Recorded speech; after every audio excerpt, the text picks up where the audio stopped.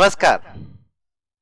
I'm Dr. Umakant Vyas, lecturer in English, Government Women's Polytechnic College, Bikaner. Students, आज मैं आपके सामने एक नए विषय के साथ हूं. विषय का नाम है Past Continuous Tense. टेंस विषय की सीक्वेंस में ये 6th वीडियो है जो आपके सामने है.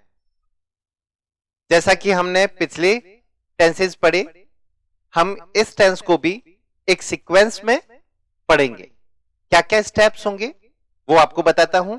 सबसे पहले हम पास्ट कंटिन्यूअस टेंस का यूसेज क्या है, कॉन्सेप्ट क्या है, या क्या सिचुएशंस है जब इस टेंस का प्रयोग करते हैं. दूसरी सिचुएशन हम वो देखेंगे कि इसमें मेन वर्ब और हेल्पिंग वर्ब क्या प्रयोग होती है. और थर्ड, हमें इसके स्ट्रक्चर और स्ट्रक्चर के साथ में वाक्यों को किस तरीके से ट्रांसलेट किया जाता है या correct form of the verb इस टेंस की कैसे भरी जाती है, हम उसको समझेंगे. तो आइए स्टूडेंट्स, शुरू करते हैं सबसे पहली सिचुएशन पास्ट कंटिन्यूअस टेंस की. देखिए स्टूडेंट्स, ये मैंने यहां पर एक टाइम ग्राफ बनाया है जिसमें लिखा है टाइम ऑफ स्पीकिंग. ये हुआ पास्ट, यहां है फ्यूचर. पहली सिचुएशन कहती है continuation of action in past. Past indefinite में हमने पढ़ा था कि पास्ट में कहीं पर भी कोई एक्शन हो, उसके होने को बताना है, कंप्लीशन को बताना है, तो वो होता है पास्ट इंडेफिनिट. लेकिन पास्ट के किसी समय में किसी एक्शन के जारी रहने को बताना है. एक एग्जांपल आपके सामने रखता हूं. जैसे मैंने ये कहा कि कल मैं तुम्हारे घर आया, तुम घर पे नहीं थे. कहां थे, क्या कर रहे थे? तो आप क्या कहोगे कि कल उस समय मैं अपने दोस्त के यहां था और मैं पढ़ाई कर रहा था. अब क्या हुआ, पास्ट के किसी पर्टिकुलर समय में आपने बताया कि कल उस समय मैं दोस्त के यहां था, लेकिन ये तो होना है. क्या कर रहे थे वो आप कैसे बताओगे? उस समय मैं पढ़ाई कर रहा था. आपने उस एक्शन के कंटिन्यूएशन को बताया है ना. अब मैं कहता हूं कि कल तुम्हारे फादर को मैंने इनवाइट किया था घर पर, वो आ नहीं पाए. क्या हुआ, क्या कारण रहा? तो आप कहोगे कल फादर आ नहीं पाए, शायद उस समय वो किसी ऑफिस के काम को कर रहे थे. कल उस समय जब उनको जाना था, उस समय वो क्या कर रहे थे? कल उस समय वो ऑफिस का कार्य कर रहे थे. तो उस कार्य के कंटिन्यूएशन को हम बता रहे हैं और उस कंटिन्यूएशन को हम पास्ट कंटिन्यूएशन के साथ में बताते हैं. मुझे लगता है ये पहली सिचुएशन आपको समझ में आ गई होगी. अब बढ़ते हैं अगली सिचुएशन. नेक्स्ट सिचुएशन है repeated actions of past with always. Students, मैंने यही रूल प्रेजेंट इंडेफिनिट में, प्रेजेंट कंटिन्यूअस में भी आपको बताई.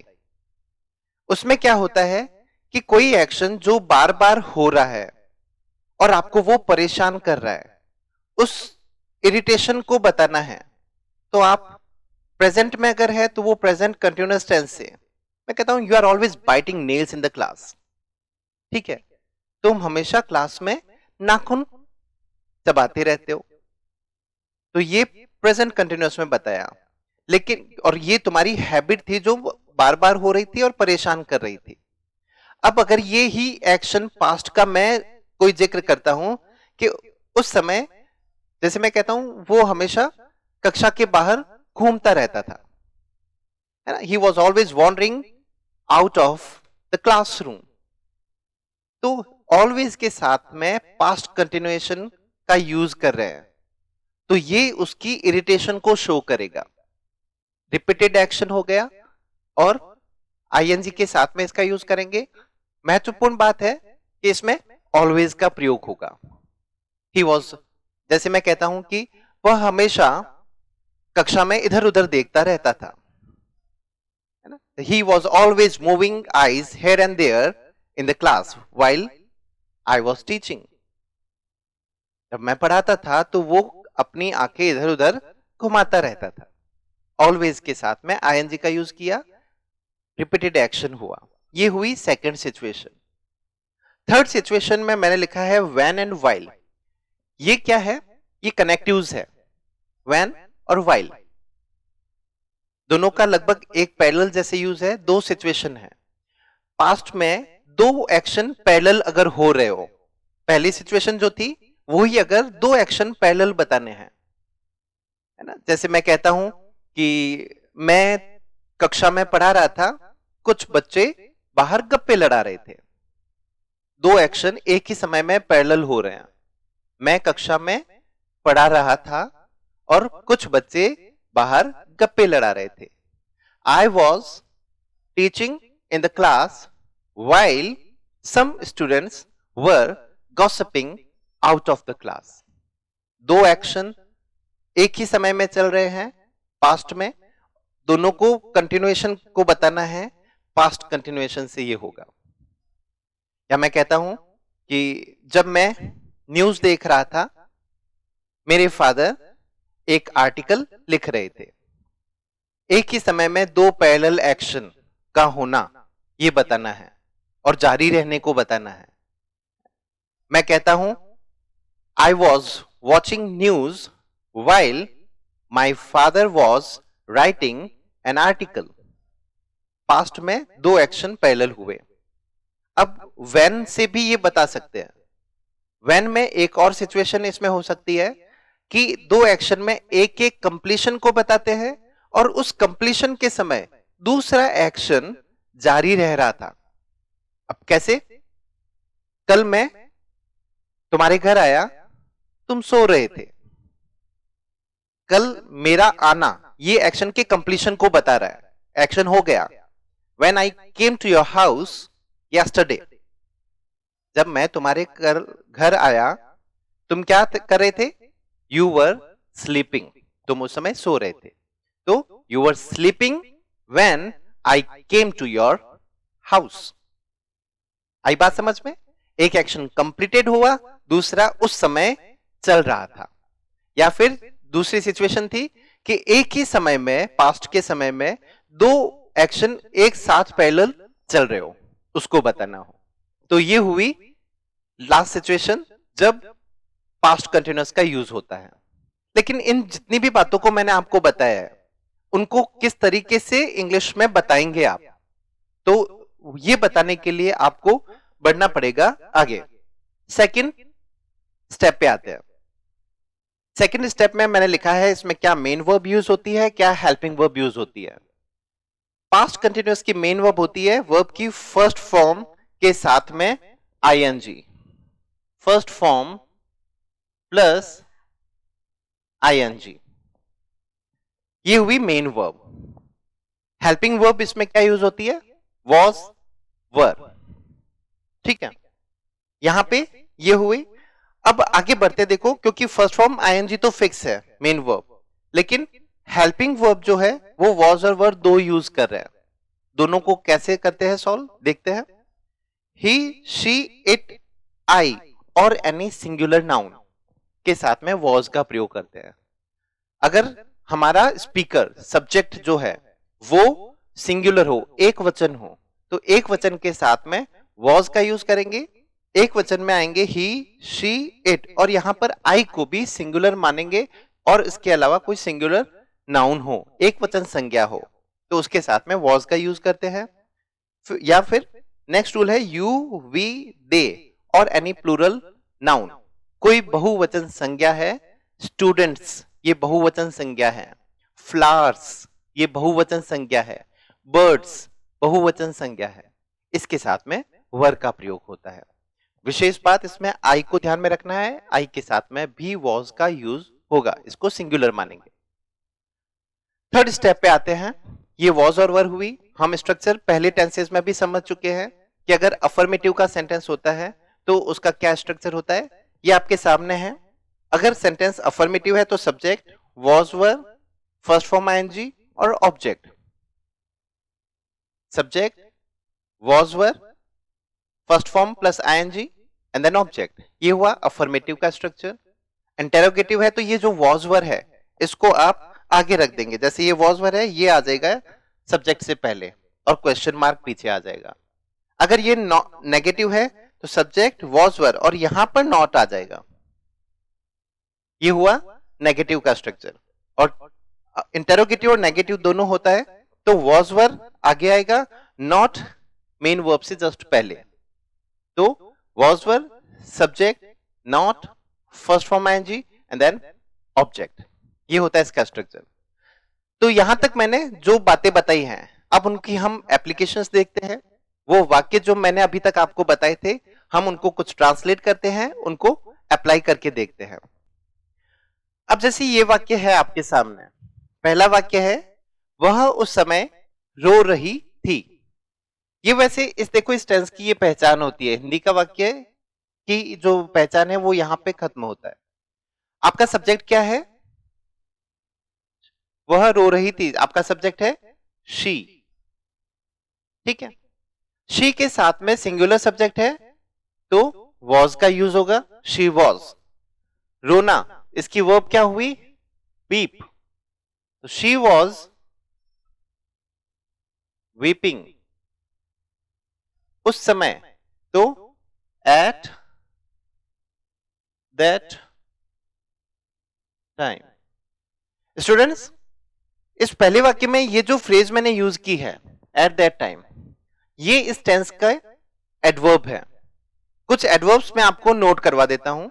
देखिए, इस टेंस के कुछ ऐसे पर्टिकुलर एडवर्ब ऑफ टाइम हैं जो हमें याद रखने हैं, और ये एडवर्ब ऑफ टाइम हमारे correct form of the verb जब हम भरते हैं उसमें बहुत हेल्प करते हैं। हमारी ये टेंस को इंडिकेशन है, टेंस के सिंबल्स हैं, टेंस को ये रिप्रेजेंट करते हैं। ये कौन कौन से हैं?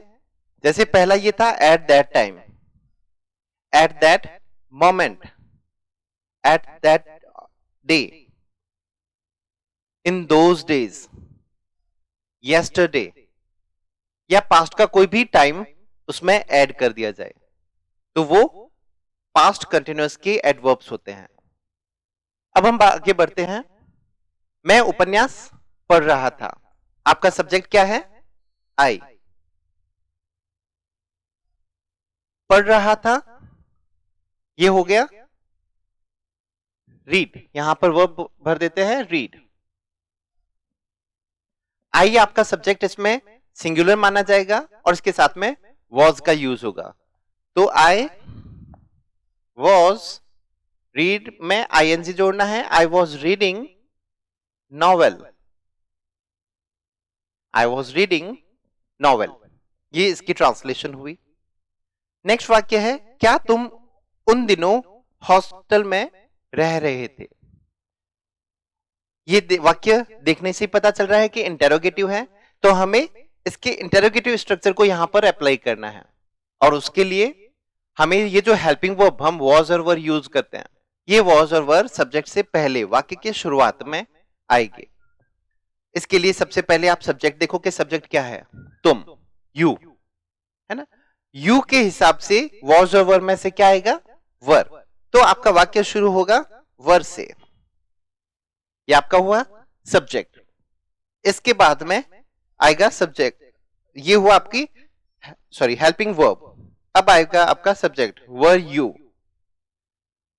नेक्स्ट रह रहे थे, तो वर यू लिविंग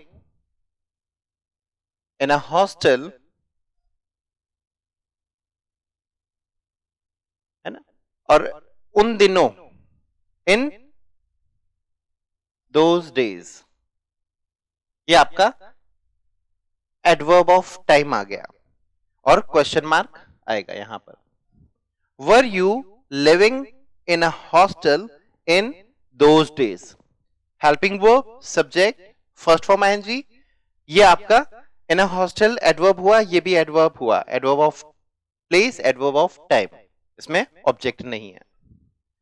अगला वाक्य देखते हैं, वे दीवारें खराब नहीं कर रहे थे, सब्जेक्ट क्या है? दे। स्टूडेंट्स, ये जो सेंटेंस है ये नेगेटिव स्ट्रक्चर है। नेगेटिव स्ट्रक्चर में क्या होता है? हेल्पिंग वर्ब के जस्ट बाद में नॉट का यूज करना है, वॉज वर्ब के बाद में नॉट का यूज। आपका सब्जेक्ट है दे, दे कौन सा सब्जेक्ट है? प्लूरल, प्लूरल सब्जेक्ट है होता है तो क्या हेल्पिंग वर्ब आएगी? वर। तो दे वर। नेगेटिव स्ट्रक्चर है तो हेल्पिंग वर्ब के जस्ट बाद में नॉट आएगा, दे वर नॉट। और उसके बाद में खराब नहीं कर रहे थे, दे वर नॉट स्पॉइलिंग। दीवारें हैं तो walls, they were not spoiling walls. तो देखिए स्टूडेंट्स, ये कुछ वाक्य थे जो हमने हिंदी में देखे, उनको हमने हेल्पिंग वर्ब, मेन वर्ब और इस पास्ट कंटिन्यूअस के स्ट्रक्चर के साथ में हमने इनको अप्लाई किया। स्टेप बाय स्टेप हमने अफर्मेटिव सेंटेंस देखा, इंटेरोगेटिव देखा और नेगेटिव भी देखा, उनको हमने यहां पर अप्लाई किया। इसके साथ में हमने वो एडवर्ब्स भी देखी जो इस टेंस में यूज होती है। कौन कौन सी एडवर्ब्स होती है एक बार मैं आपको रिपीट करता हूं। yesterday, at that time, at that moment, in those days, that day, या पास्ट का कोई टाइम दे दिया, लास्ट मंडे, है ना, तो लास्ट मंडे भी इसमें इंक्लूड हो सकता है। तो स्टूडेंट्स, ये था पूरा पास्ट कंटिन्यूअस टेंस। मैंने आपको बताया वो सिचुएशंस जब पास्ट कंटिन्यूअस यूज होती है। सबसे इंपॉर्टेंट रूल होता है पास्ट के किसी समय में किसी कार्य के जारी रहने को बताना है। अभी 2 घंटे पहले जैसे मैं कहता हूं कि 2 बजे, मैं ये कहूं 2 बजे मैं किसी समस्या का समाधान कर रहा था, उस समय में वो कार्य चल रहा था, उसको बताना है, तो वो पास्ट कंटिन्यूअस था। ये सिचुएशन याद रखनी है। फिर हमने देखा हेल्पिंग वर्ब और मेन वर्ब। इसमें वॉज वर हेल्पिंग वर्ब आएगी, आईएनजी का यूज होगा। सिंगुलर है ही, शी, इट और आई, तो वॉज का यूज होगा। प्लूरल है वी, यू, दे, तो वर का यूज होगा। ये सब कुछ था पास्ट कंटिन्यूअस। मुझे उम्मीद है कि आपको ये वीडियो पसंद आया होगा, ये क्लास पसंद आई होगी। आपके अगर कोई भी इसमें डाउट है, कोई क्वेश्चन है या कोई ऐसी बात है जो आपको समझनी हो, तो आप हमें कमेंट बॉक्स में लिख करके भेज सकते हैं। मैं कोशिश करूंगा आप तक पहुंचने की, आपके जवाब देने की। और आपको अगर ये वीडियो पसंद आया है तो आपसे रिक्वेस्ट है कि आप हमारे चैनल को भी सब्सक्राइब कीजिए। इस वीडियो को आगे से आगे अपने स्टूडेंट्स में शेयर कीजिए। इसी उम्मीद के साथ में I wish you a very happy and healthy life. Thank you very much.